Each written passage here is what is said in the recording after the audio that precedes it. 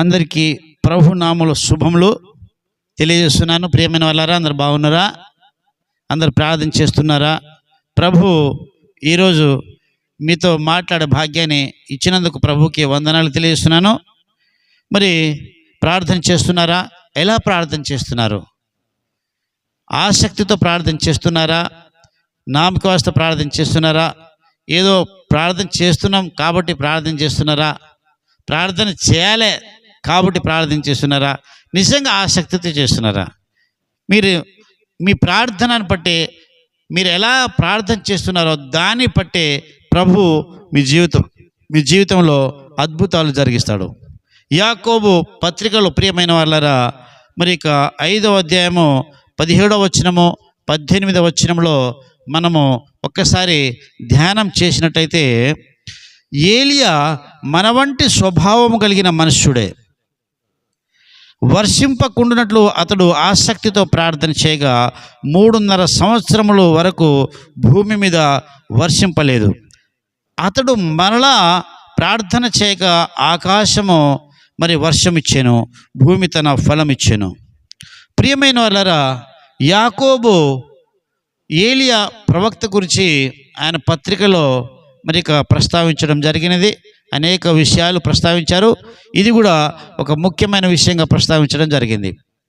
ఏలియా పాత నిబంధన గ్రంథంలో, మొదటి రాజుల గ్రంథంలో 17వ అధ్యాయము 1వ వచనంలోను, అదేవిధంగా 18వ అధ్యాయము 41వ వచనం నుండి 46వ వచనం వరకు మీరు చదివినట్లయితే ఆ యొక్క ఏలియా గురించి మీకు ఉంటుంది. మనకు కావాల్సిన విషయం ఏమనగా, ఏలియా ఎలా ప్రార్థన చేశాడు? ఆసక్తితో ప్రార్థన చేశాడు. కానీ ఏలియా ఎలాంటి వాడు అంటే, మన వంటి స్వభావం కలిగిన వాడు. అంటే మనకు ఏ విధంగా అయితే ఆకలిస్తుందో ఆయనకు ఆకలేసింది, మనకు ఏ విధంగా అయితే కోపం వస్తుందో ఆయనకు అట్లాగే కోపం వచ్చేది. అంటే మనం ఏ విధంగా అయితే మనుషులమో ఆయన కూడా అదే విధంగా మనుషుడే. ఆయన దేవుడు కాదు ఏలియా, ఆయన దేవుని ఏర్పరిచిన ఒక ప్రవక్త. అయితే ఆయన ప్రార్థన చేసినప్పుడట ఆకాశంలో వర్షం ఆగిపోయినదట. ఆ వర్షము ఎంతకాలం ఆగిందంటే 3.5 సంవత్సరాలు వర్షం ఆగినది. ఇది సాధారణమైన విషయం కాదు. ఒక మనిషి ప్రార్థన చేసినప్పుడు 3.5 సంవత్సరాలు వర్షం ఆగినది. మరలా ఆయన ప్రార్థన చేస్తేనే 3.5 సంవత్సరాల తర్వాత వర్షం వచ్చింది. ఆయన ప్రార్థన ఎలా చేశాడని ఉందంటే, ఆసక్తితో ప్రార్థన చేశాడు. ఆసక్తితో ప్రార్థన చేశాడు. ఆకాశము నుండి వర్షం వస్తుంది. ఆకాశం అనేది ప్రపంచం మొత్తానికి ఒకే ఆకాశము, ప్రపంచం మొత్తానికి ఒకే భూమి, ప్రపంచం మొత్తానికి ఒకే చంద్రుడు, ఒకే సూర్యుడు. మరి కాబట్టి ఆయన ప్రపంచం మొత్తానికి సంబంధించినది ఆకాశము. ఆయన మొరను దేవుడు ఆలకించాడు. కానీ ఆయన ఎలా ప్రార్థన చేశాడంటే, ఆసక్తితో ప్రార్థన చేశాడు. ఆయన ఎలా ప్రార్థన చేశాడు? ఆసక్తితో ప్రార్థన చేస్తే ఆయన మరి దేవుడు ఆయన మొర ఆలకించాడు. చాలా మంది ప్రార్థన చేస్తారు, అయ్యో నా యొక్క భర్త మారట్లేదయ్యా, ఎంతకాలం ప్రార్థన చేసినా త్రాగుబోతనం నుండి మారట్లేదు. కొంతమంది అంటారు, నా పిల్లలు ఎంత ట్యూషన్ పంపించినా, బడికి పంపించినా ఆయనకు చదువు రావట్లేదు అంటున్నారు. కొంతమంది అంటున్నారు, వ్యభిచారులు, నేను వ్యభిచారం చేయలేక వ్యభిచారం అనే బంధకు నుండి విడుదల కాలేకపోతున్నారు, త్రాగుబోతనం నుండి విడుదల కాలేకపోతున్నారు, తిట్టుబోతనం నుండి విడుదల కాలేకపోతున్నారు, అబద్ధం నుండి విడుదల కాలేకపోతున్నారు, విగ్రహారాధన నుండి విడుదల కాలేకపోతున్నారు చాలా మంది. కానీ వారందరూ విడుదల కావాలంటే నువ్వు ఎలా ప్రార్థన చేయాలి?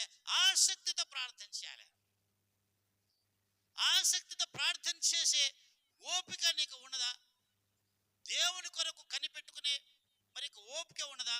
ఏలియా కాలంలో 450 బయలు ప్రవక్తలు ఒకవైపు ఉంటే, ఏలియా ఒకే ఒకవైపు ఉన్నాడు. 450 ఒక్కవైపు, ఏలియా ఒకవైపు. లోకమంతయు ఒకవైపు అయిపోయినా, నీ యొక్క చుట్టూ నీ బంధువులంతా ఒకవైపు అయిపోయినా, నీ గ్రామస్తులందరూ ఒకవైపు అయిపోయినా, నీ యొక్క స్నేహితులందరూ ఒకవైపు అయిపోయినా, నీవు దేవుని వైపు ఉంటే, నీ వైపు దేవుడు ఉంటే, కోట్ల దూతలు నీతో ఉంటారు. కోట్ల దూతలు నీతో ఉంటారు. నువ్వు ఎవరి వైపు ఉన్నావు? దేవుని వైపు ఉండి ఆసక్తితో ప్రార్థన చేస్తే నీ జీవితం మార్చబడుతుంది, మన దేశ పరిస్థితులు మార్చబడుతుంది, నీ ఆర్థిక పరిస్థితులు మార్చబడుతుంది, నీ వ్యక్తిగత జీవితం మార్చబడుతుంది. కేవలం నామక వాస్త ప్రార్థన కాదు ప్రియమైన వాళ్ళగా, ఆసక్తితో ప్రార్థన చేయడానికి సిద్ధంగా ఉన్నావా? కావున ఏలియా మన వంటి స్వభావం కలిగిన వాడు ఆసక్తితో ప్రార్థన చేశాడు. వర్షము 3.5 సంవత్సరాలు ఆగినది. మరలా వర్షము రమ్మంటే వర్షం వచ్చింది. నువ్వు ఏ విధంగా ప్రార్థన చేస్తున్నావో పరిశీలించేసుకుని ఇది మొదలుకొని ఆసక్తితో ప్రార్థన చేయడానికి సిద్ధపడు. ప్రభువు నిన్ను నన్ను దీవించును గాక. ఆమేన్.